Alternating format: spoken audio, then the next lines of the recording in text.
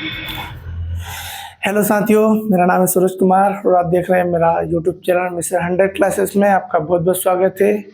आइए हम कल चैप्टर 3 कर रहे थे, उसका क्वेश्चन नंबर 3.1 का और उदाहरण कुछ छूट गया था, तो आज हम पढ़ते हैं। आइए, तीसरा प्रश्न है 2 किलो सेब और 1 किलो अंगूर का मूल्य किसी दिन 160 रुपये था।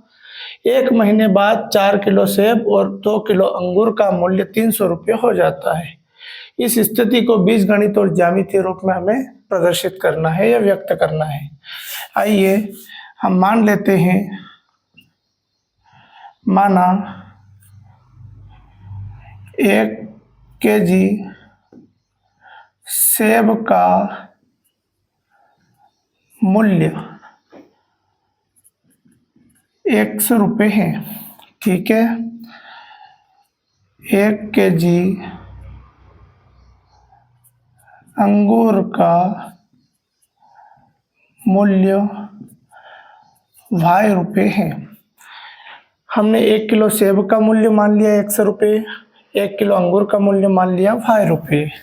आइए प्रश्नानुसार हम समीकरण बनाते हैं। प्रश्नानुसार हम समीकरण बनाएंगे तो देखिए 2 किलो सेब और 1 किलो अंगूर का मूल्य कितना है, 160 रुपये है।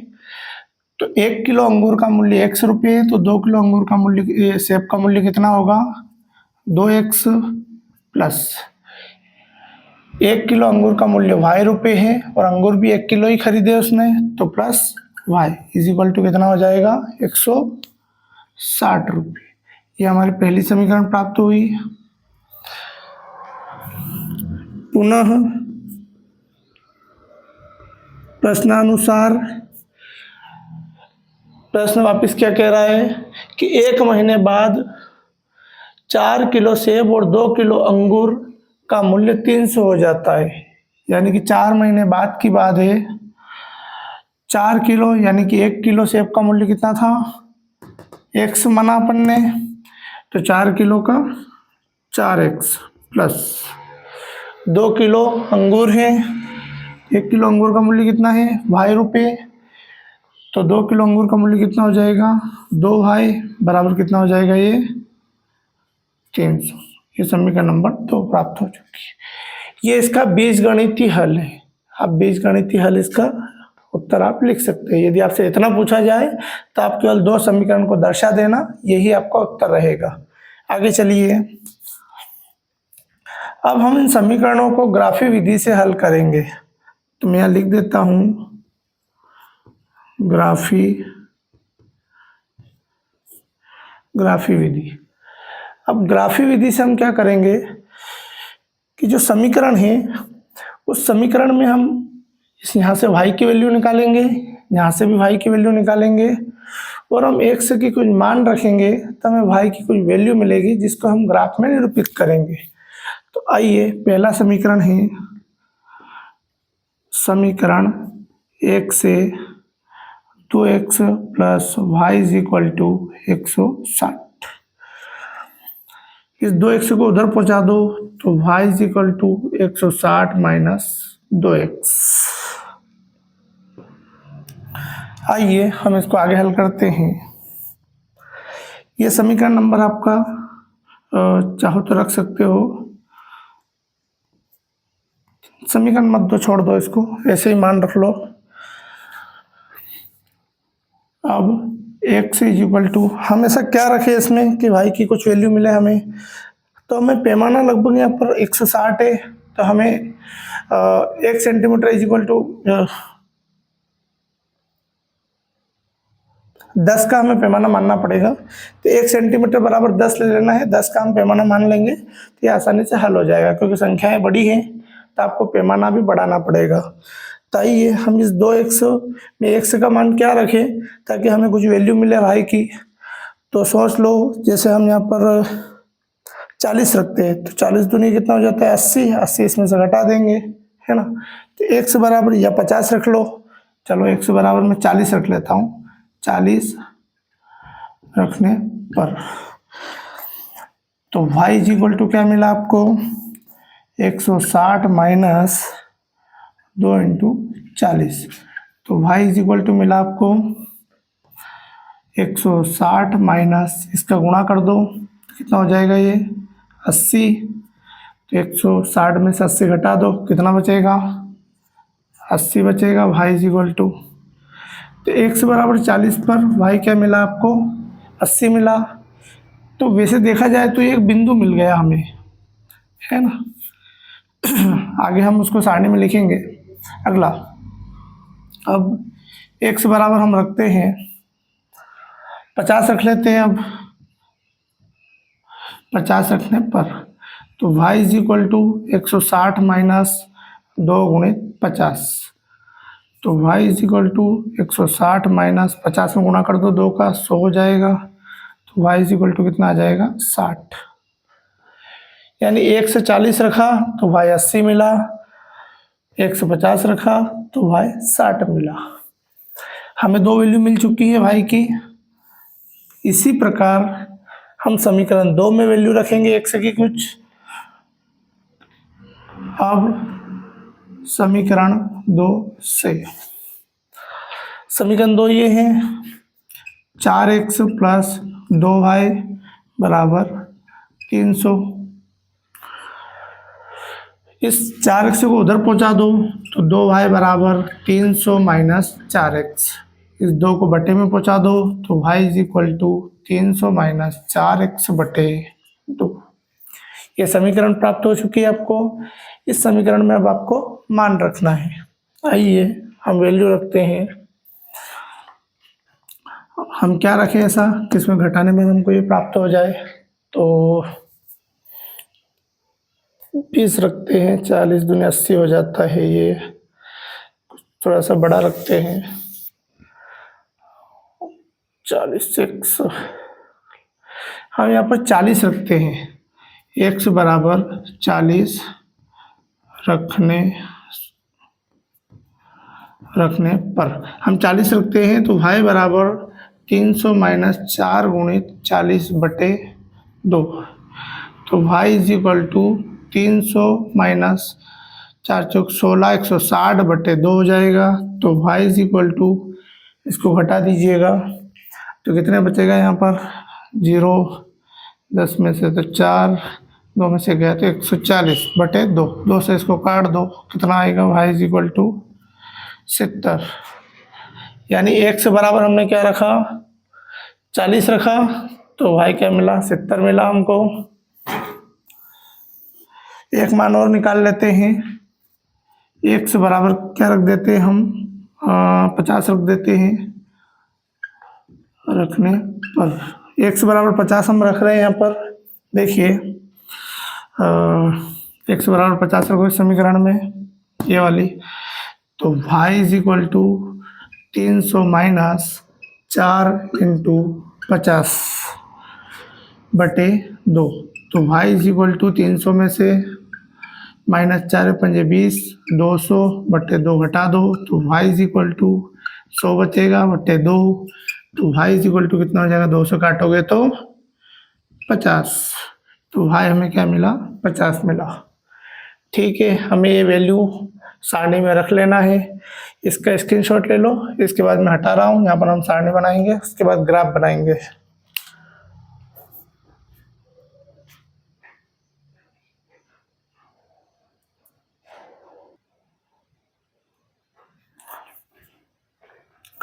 आइए हमने इस समीकरण के लिए सारणी बना ली है। यहाँ से x और y की जितनी वैल्यू प्राप्त हुई थी हमने यहाँ पर लिख दी है। समीकरण 2 के लिए भी हमने यहाँ पर सारणी बना ली है और अपने यहाँ वैल्यू लिख दी है। इस सारणी के हिसाब से हम आप क्या बनाएंगे ग्राफ बनाएंगे। तो देखिए ये ग्राफ है, ये आपका y अक्ष है, ये आपका x अक्ष है। हमने क्योंकि संख्याएं चूँकि प्लस में है तो हमने केवल प्लस वाला ही ग्राफ बनाया है। आप भी ऐसा ही कीजिए। यदि आपको संख्याएं प्लस में है ग्राफ में तो आप ये वाला जो भाग होता है 4 चतुर्थांश होते हैं, प्रथम, सेकंड, थर्ड, फोर्थ। तो प्रथम चतुर्थांश में ही आना है ये वाले, क्योंकि ये प्लस प्लस की संख्या है दोनों। आइए हम पहली समीकरण के जो मान है वो इस पर ग्राफ पर निरूपित करते हैं। तो x बराबर 40, तो x आपको ये x अक्ष है, हमको यहाँ पर 40 चलना है तो हम यहाँ तक चले। y पर कितना है 80 है, तो आपको वाई पर कितना चलना है, 80 चलना है। तो हमें थोड़ा सा कम बनाया है, छोटा बना दिया है यहाँ पर। ठीक है, तो थोड़ा सा और ऊपर कर देता हूँ। यहाँ पर मैंने 80 कर दिया, थोड़ा छोटा बन गया है, ये चलेगा। आइए, वाई पर 140 और वाई पर 80 है, तो ये लगभग ये बिंदु यहाँ से इस छेद में कहाँ पर जाएगा, इस जगह पर हमें यह बिंदु बना देना है। 150 वाई पर 60, 150 चलना है, वाई पर कितना चलना है, 60 चलना है। तो हमें लगभग इस जगह पर चलना पड़ेगा। यहाँ पर ये ग्राफ ऐसे बनेगा। तो पहला जो ग्राफ बना हमारा, मैं ऊपर की चीज़ें थोड़ी सी मिटा रहा हूँ, थोड़ा सा अच्छा समझ में आएगा आप लोगों को।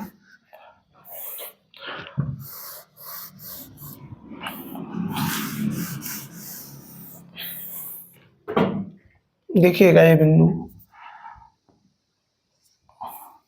तो ये दोनों बिंदु हमें यहाँ मिले हैं, तो हम इससे मिलती हुई एक रेखा खींच देते हैं। यहाँ पर थोड़ी सी गड़बड़ जा रही है, आप स्केल की सहायता से बनाइएगा। यहाँ गड़बड़ हो जाएगा चलेगा, एग्जाम में गड़बड़ नहीं होना चाहिए। तो ये बिंदु है 40-80, और ये आपका है 50 और 60। ठीक है, एक रेखा हमारी बन गई है। किस समीकरण के लिए, समीकरण लिख देते हैं, 2x प्लस वाई बराबर 160। अगला समीकरण बनाते हैं हम, ये वाला। आइए, इसमें x बराबर 40 और y बराबर 70। तो x बराबर 40 कहाँ चलेंगे, इस बिंदु पर। y बराबर 70 है, तो आपको लगभग इस जगह पर चलना पड़ेगा, यहाँ पर। x बराबर 50, तो y बराबर भी 50 है, तो 50 इधर से चलेंगे, 50 इधर से चलेंगे, तो लगभग हमें यहाँ पर कहीं पहुँच जाना है। हाँ, एक और रेखा इसको मिलाते हुए खींच देना है ऐसे।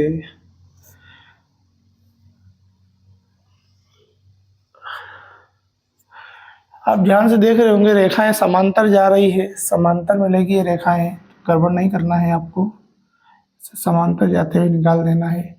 ये बिंदु क्या हो जाएगा आपका, देखो 40-70 हो जाएगा ये। अगला जो बिंदु है वो 50-50 हो जाएगा, है ना। ये रेखा किस समीकरण के लिए है, तो 4x plus 2y is equal to 300 के लिए ये ग्राफ है। ये अंगूर का मूल्य एक तरफ किसका मूल्य है, सेब का मूल्य। हम ऐसा लिख देते हैं,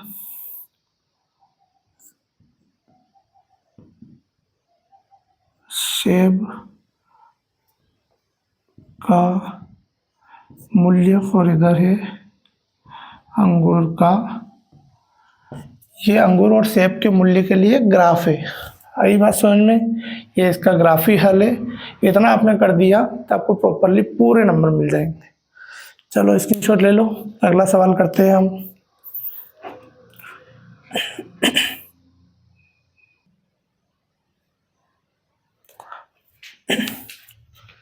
आइए, ये उदाहरण का सवाल है।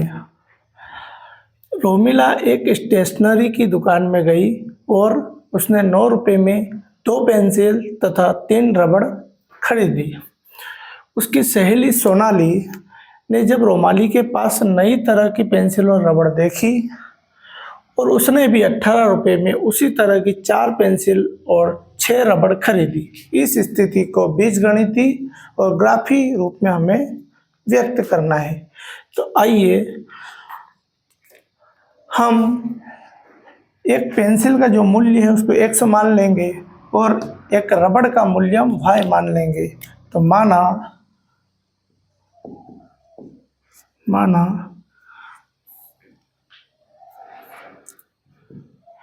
एक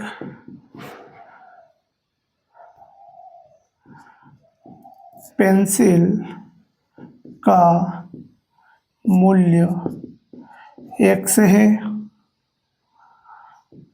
एक रबड़ का मूल्य वाई रुपये है ना।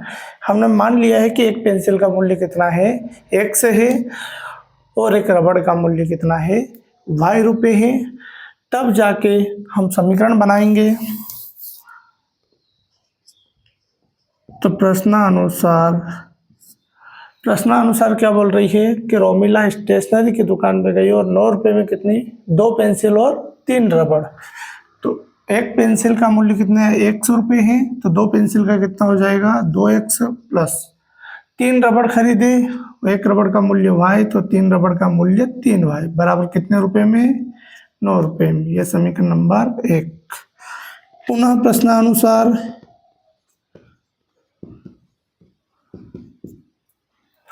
आइए, सहेली सोनाली ने रोमाली के पास इस तरह नई पेंसिल और रबड़ देखी, तो उसने भी 18 रुपये में इसी तरह की 4 पेंसिल और 6 रबड़ खरीदे।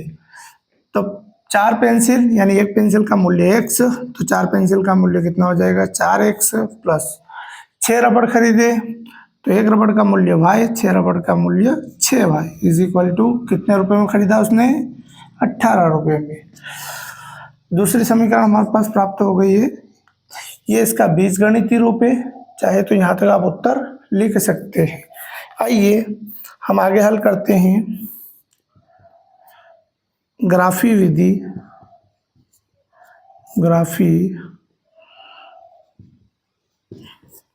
तो हम लिखेंगे समीकरण 1 से, समीकरण 1 क्या है, 2x plus 3y is equal to 9। हम इसको हल करते हैं समीकरण को। 2x प्लस 3y बराबर 9। हम इस 2x को उधर पहुंचा देते हैं, तो 3y is equal to 9 minus 2x। इस 3 को बटे में पहुंचा दो, तो y is equal to 9 minus 2x बटे 3। यहाँ से हमें समीकरण प्राप्त हो चुकी है। अब x का मान रख सकते हैं हम यहाँ से। तो x बराबर हमने क्या रखा है, यहाँ पर एक ऐसी वैल्यू रखो ताकि वो 3 से कट भी जाए, ताकि आपको एक पूर्ण अंक प्राप्त हो जाए, ताकि आप ग्राफ में निरूपित करने में आसानी हो जाए।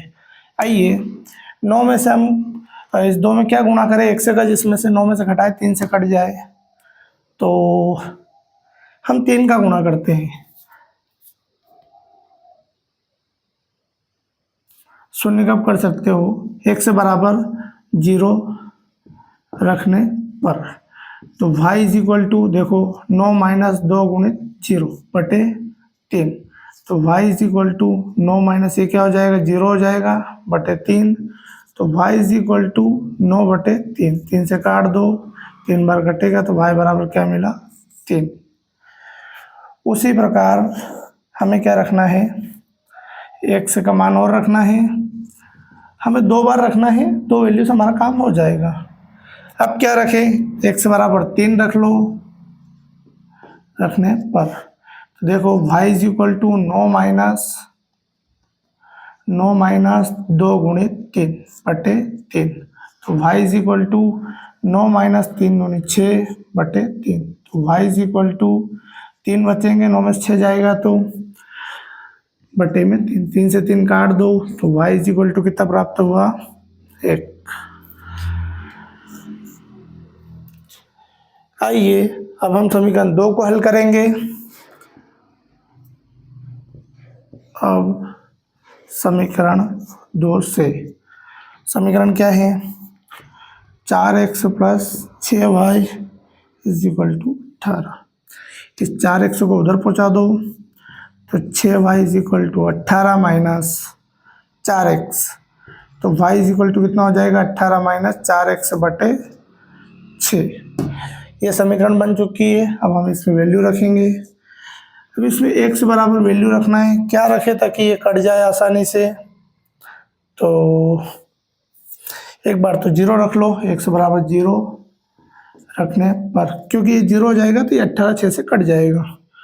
तो y is equal to 18 minus, आप और कुछ भी रख सकते हैं, मन से सोच कर रखना है, पर ऐसी वैल्यू रखना है जिससे आपको पूर्ण अंक प्राप्त हो जाए। बस यही आप ध्यान रखिएगा। इन छोटी छोटी चीज़ों से सवाल आसान हो जाते हैं। यदि आप कुछ ऐसी वैल्यू रख देते हैं जो यहाँ पर y आपको पॉइंट में मिलेगा, तो आपको थोड़ा सा ग्राफ में निरूपित करने में कठिनाई होगी। इसलिए मैं चाहता हूँ कि आप कुछ ऐसी संख्या रखिए जिससे कि आपको एक पूर्ण नंबर प्राप्त हो जाए। आइए 4x, हम यहाँ पे 0 रख रहे हैं, 4 इंटू 0/6, तो y इज इक्वल टू 18, ये तो 0 हो जाएगा बटे 6, 6 तिया 18, तो y इज इक्वल टू कितना प्राप्त हुआ आपको 10। अब हम x इज इक्वल टू क्या रखें ताकि ये कट जाए, तो रखिएगा हम रखते हैं यहाँ पर 12, इसमें से घटाएंगे, ठीक है। हम x बराबर 3 रख लेते हैं यहाँ पर, x बराबर 3 रखने पर तो y is equal to 18 minus 4 into 3 बटे, देखो ये कट रहा है क्या, 18 माइनस 4 तिया 12/6, तो y इज इक्वल टू, ये घटा दो कितना बचेगा इसमें से, 12 में से 18 घटा हुआ 6 बचेगा बटे 6, 6 से 6 काट दो, तो y इज इक्वल टू कितना प्राप्त हुआ आपको 1। आइए हम इसकी सारणी बनाएंगे, जब तक आप स्क्रीनशॉट ले लो, हम फिर सारणी बनाते हैं।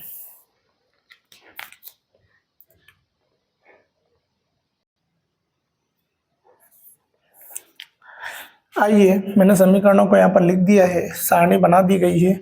आप भी इस प्रकार से जो पॉइंट मिले हैं या जो बिंदु मिले हैं उनको यहाँ सारणी में बना लेना है। उस सारणी को अब हम ग्राफ में निरूपित करेंगे। मैंने थोड़ा सा ग्राफ टेढ़ा बना दिया है, आप स्केल की सहायता से इसको सही बनाएं ताकि कोई गड़बड़ ना हो। ये एक्स एक्स है आपका। आइए हम पहले समीकरण 1 के लिए ग्राफ बनाएंगे। तो x बराबर 0 है तो y बराबर कितना है 3, तो x बराबर 0 यहीं पर, तो y बराबर 3, तो हमें पहला बिंदु क्या मिला 3 पर। x बराबर 3 है तो y बराबर क्या है 1 है, x पर 3 चलिए, y पर 1, तो हम कहीं यहाँ पहुँचेंगे इस जगह पर। तो ये आपका पहला ग्राफ हो जाएगा, पहली ये रेखा बनेगी आपकी यहाँ से जाती हुई, तो ये पॉइंट लिख देना है 0, 3 और यहाँ पर 3, 1, और ये किस समीकरण के लिए है, तो 2x plus 3y is equal to 9 के लिए। अगले समीकरण के लिए ग्राफ बनाएंगे। x बराबर 0, y पर 3 है, तो x बराबर 0, y पर 3 है, तो हमें यहीं पहुँचना है इसी बिंदु पर। x पर 3, y पर 1 है, तो x पर 3 और y पर 1, तो लगभग मुझे लगता है कि ये इसी पर ग्राफ आएगा। तो यहाँ पर हम ग्राफ एक और बना देते हैं इसी के ऊपर, इसी लाइन पर, है ना। बिंदु भी यही रहेंगे आपके, ग्राफ भी यही रहेगा आपको। एक सेकंड साथियों,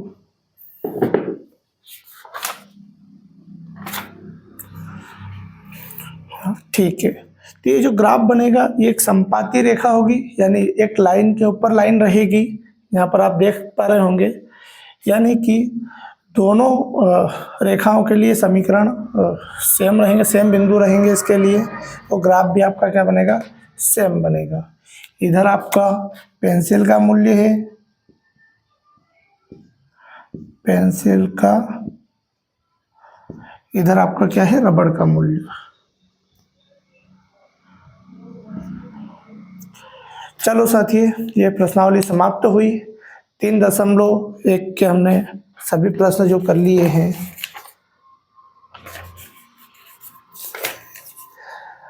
तीन दशमलव एक के सभी प्रश्न समाप्त हो चुके हैं, उदाहरण भी हमने कर लिए हैं। आपको बता दूं कि एमपी बोर्ड की साइट ने हमारे ब्लूप्रिंट जारी कर दिए हैं, तो आप ब्लूप्रिंट एमपी बोर्ड की साइट पर जाकर देख सकते हैं। सभी विषय के लगभग ब्लूप्रिंट आ चुके हैं, तो आप उनको देख लीजिएगा और अपना अध्ययन स्टार्ट कर दीजिएगा। और कोचिंग की सुविधा आपके लिए तो हमने की है, तो आप ज़्यादा से ज़्यादा हमारे चैनल को देखिए, सब्सक्राइब कीजिए, लाइक कीजिए। सब्सक्राइब करने से आपको हमारे डेली वीडियो, डेली कंटेंट आपको मिलेगा और टाइम पर मिलेगा, तो आप ज़रूर सब्सक्राइब कीजिए। अपने दोस्तों को भी शेयर कीजिए जो कोई 10वीं क्लास में पढ़ता है, ताकि उसको ज़्यादा से ज़्यादा वीडियो प्राप्त हो और वो पास होने में उसको कोई दिक्कत ना हो। आइए साथियों, जय हिंद।